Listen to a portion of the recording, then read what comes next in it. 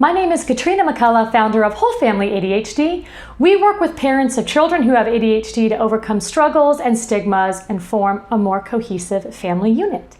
This is our tips and tricks series where we discuss solutions we have found to common issues in our household, and we share them with you.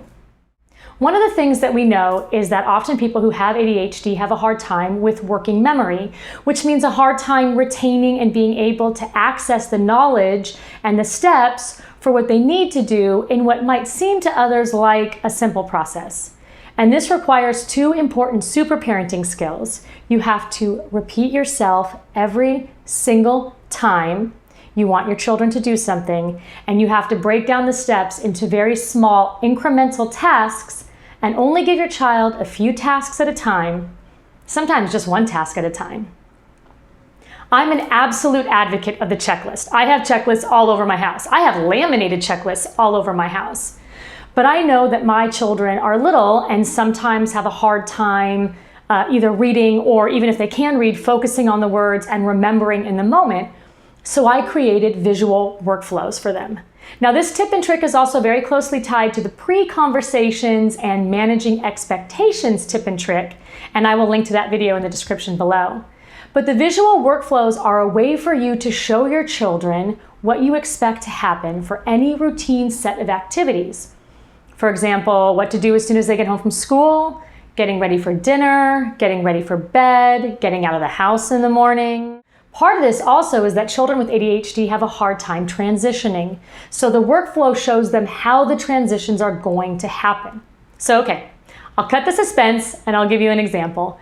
When we used to be getting ready for dinner, we would be racing around making dinner, and the kids would either be doing their homework, or if they finished their homework, they would get maybe a little bit of TV time, they would be playing games, they would be playing with their toys, and then I would say, okay, time to come to dinner, and pandemonium ensued.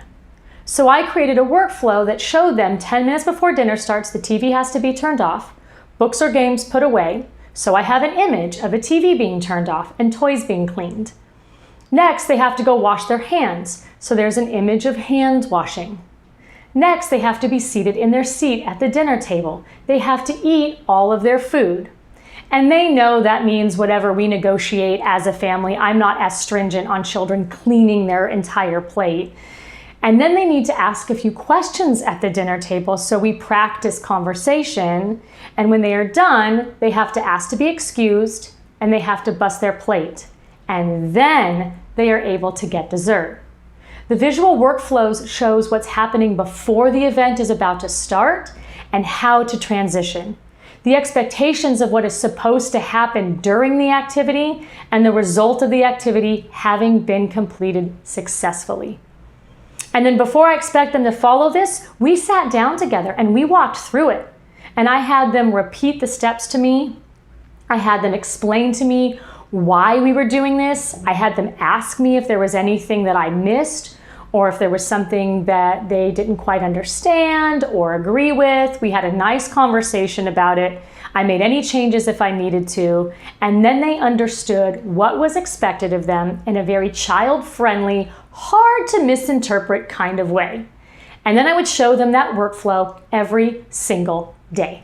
It would hang up in our dining room, and shortly before dinner, I would say, okay, what are the first 1 to 3 things that we're gonna do?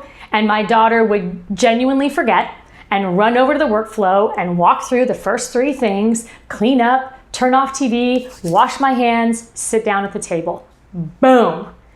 And then from there, if things started to get a little rowdy at dinner, we could go back and we could look at the visual workflow and discuss how to get back on track and what reward they would be missing out on if they did not get back on track.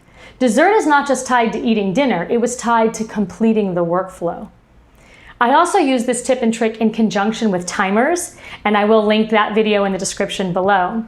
I have another tip and trick where I talk about the fact that I feed my children separately for dinner sometimes, but this does not preclude me from using the workflow, and sometimes I use them interchangeably. Now, I will be honest, it's not like just because we have this workflow, suddenly the dinner routine became magical and easy, but it definitely made a difference. Another workflow I will show an example of is what we do for the night-night routine. I had a very hard time getting my children to get in their pajamas, brush their teeth, and then get into bed. And stop me if you've experienced this. You get into bed and then suddenly they realize they don't have their book.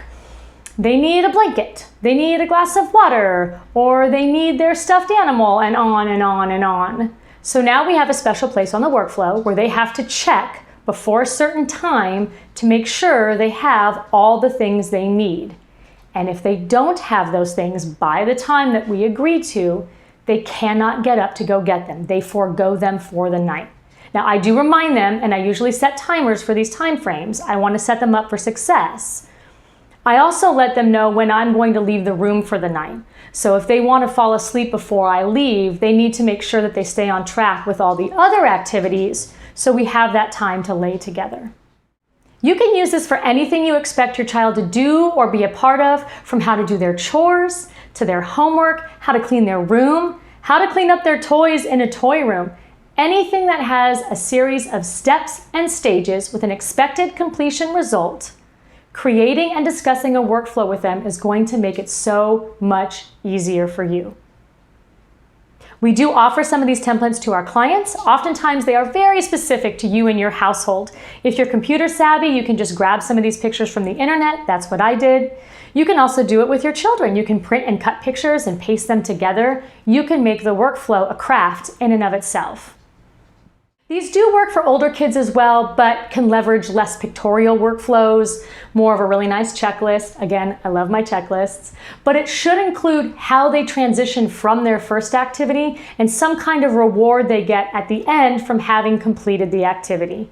Even with older kids, sometimes just being able to see it quickly and having a picture helps to activate the neurotransmitter in the brain and helps them to understand what it is that they need to do. We hope you like this tip and trick. We'd love to hear from you. Please comment below on what has worked for you in your home. Please like and subscribe to this channel. Visit us on our website at wholefamilyadhd.com to learn about our one-on-one coaching for parents with children of ADHD and to sign up for future workshops, and join us on Facebook. We look forward to seeing you and your pack again real soon.